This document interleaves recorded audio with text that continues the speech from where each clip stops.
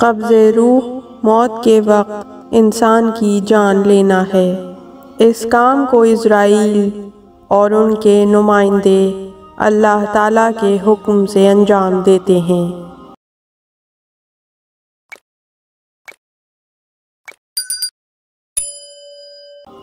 انسانوں کی قبض روح ایک دوسرے سے مختلف ہے۔ قرآن کی آیات کے مطابق پیغمبروں اور مومنوں کی روح قبض کرنا ملائکہ رحمت کی ذمہ داری ہے، جو بہت آرام سے اور لحاظ رکھتے ہوئے انجام پاتی ہے۔ روایات میں موجود ہے کہ مومنوں کی روح قبض ہونا ایک دوسرے سے مختلف ہوتا ہے، جو ان کے ایمان کی شدت اور ضعف کے مطابق ہوتا ہے، اور کافروں کی روح قبض ہونا سختی اور عذاب کے ساتھ ہوتا ہے، جبکہ پیغمبروں اور معصومین علیہ السلام کی ارواح ان کی اپنی اجازت سے قبض ہوتی ہے۔ بعض روایات میں تفصیل کے ساتھ بیان ہوا ہے کہ جب اسرائیل اور ان کے نمائندے روح بدن سے جدا کرتے ہیں تو پہلے انسان کے ہاتھ اور پاؤں سست ہو جاتے ہیں، اور گلا وہ آخری عضو ہے جو کام کرنا چھوڑ دیتا ہے۔ امام علی علیہ السلام کی حدیث کے مطابق آپ علیہ السلام موت کی حالت کو اس طرح بیان فرماتے ہیں کہ سب سے پہلے زبان بولنے سے قاصر ہو جاتی ہے، اس کے بعد موت انسان پر زیادہ غلبہ ڈالتی ہے اور کان بھی کام کرنا چھوڑ دیتے ہیں، نہ تو کچھ بول پاتا ہے اور نہ ہی کچھ سن پاتا ہے۔ آنکھیں اپنے ارد گرد موجود لوگوں کے چہرے اور ان کے ہونٹوں کی حرکت کو دیکھتی ہیں، لیکن ان کی آواز نہیں سن پاتے۔ کچھ دیر بعد موت کا سایہ آنکھوں تک پہنچ جاتا ہے اور جان بدن سے خارج ہو جاتی ہے۔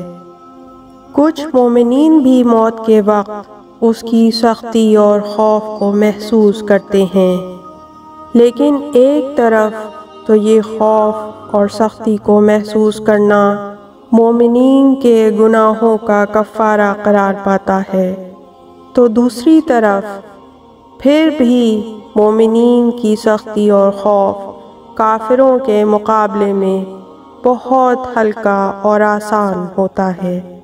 جیسا کہ بیان کیا گیا کہ معصومین علیہ السلام کی روایات میں ذکر ہوا ہے کہ انبیاء علیہ السلام اور معصومین علیہ السلام کی قبض روح بہت ہی آسان ہے اور وہ ان کی اپنی اجازت سے ہوتی ہے۔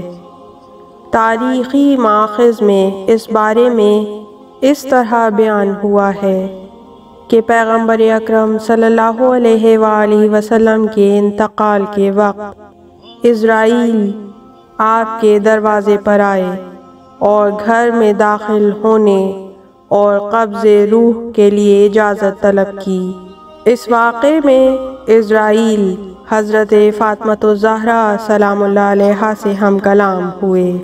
اسی طرح حضرت ابراہیم علیہ السلام کے بارے میں ملتا ہے کہ جب اسرائیل آپ کی روح قبض کرنے کے لیے آئے تو ابراہیم علیہ السلام نے فرمایا، کیا اللہ تعالیٰ کو اپنے دوست کی موت پسند ہے؟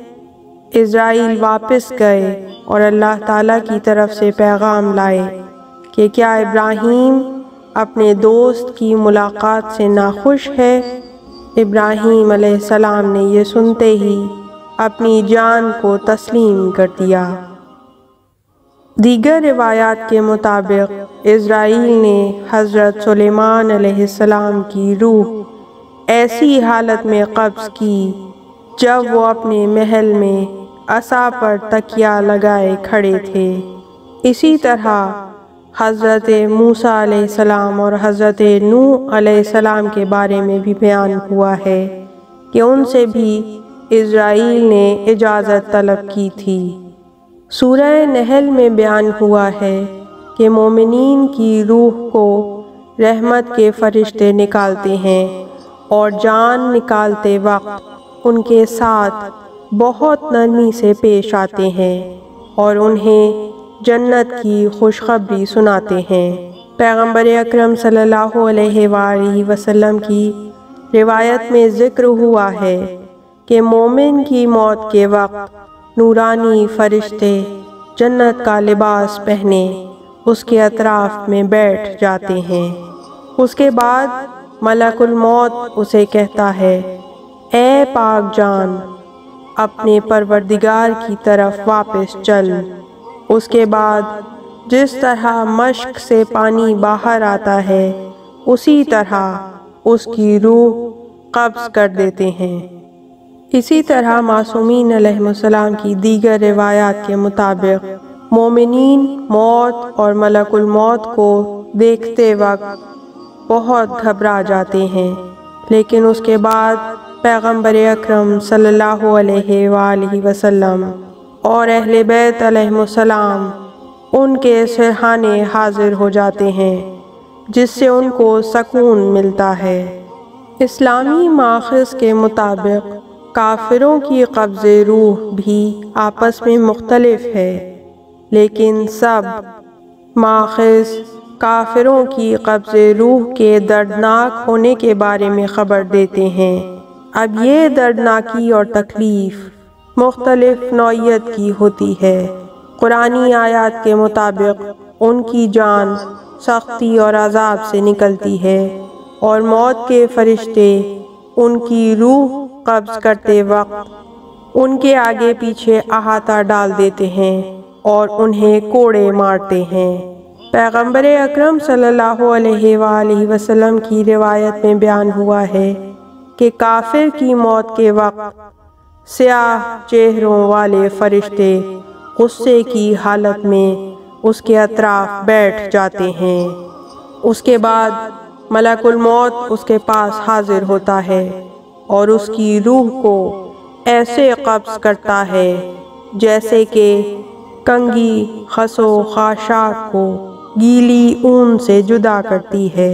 اگر کسی کافر کی جان آسانی سے نکالی جائے اور وہ اپنی جان کنی کے وقت آرام کی حالت میں ہو تو اس کا مطلب یہ ہے کہ اس کے کچھ اچھے اعمال باقی ہیں جن کی جزا پروردگار عالم موت کی آسانی کے ذریعے ادا کر دیتا ہے، اس لیے کہ کافروں کو ان کے اچھے اعمال کی جزا اسی دنیا میں آسانیوں کے ذریعے سے ادا کر دی جاتی ہے، اور مرتے دم تک بھی اگر اس کے کچھ اچھے اعمال باقی رہ جائیں تو پھر اس کی موت کو آسان کر دیا جاتا ہے، اس لیے کہ کافروں کے لیے آخرت میں کوئی جزا نہیں ہے۔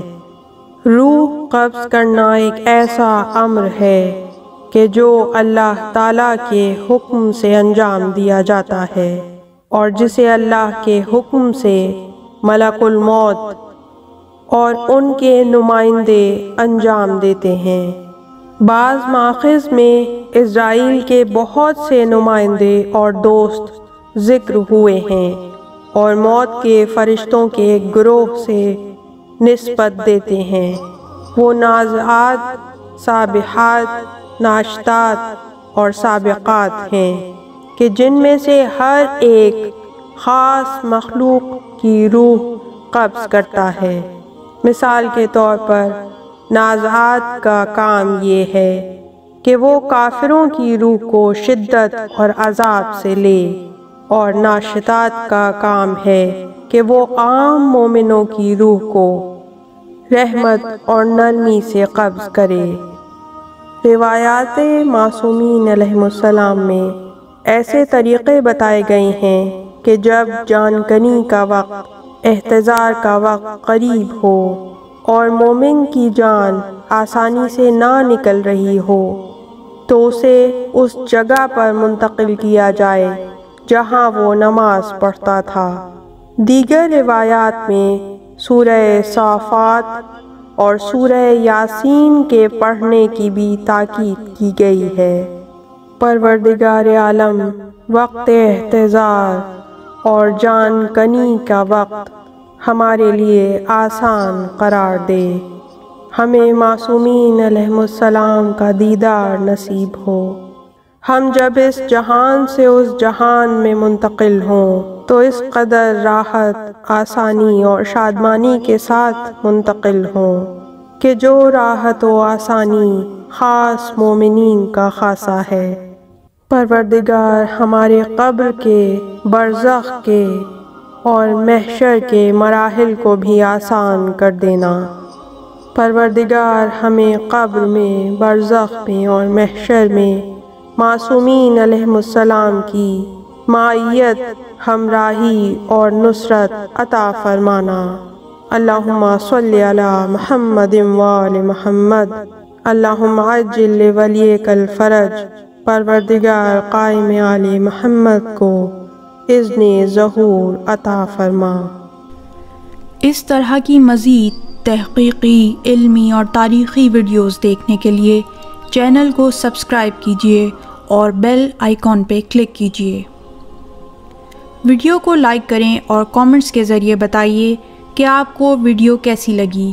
اگلی ویڈیو تک کے لیے خدا نگہدار۔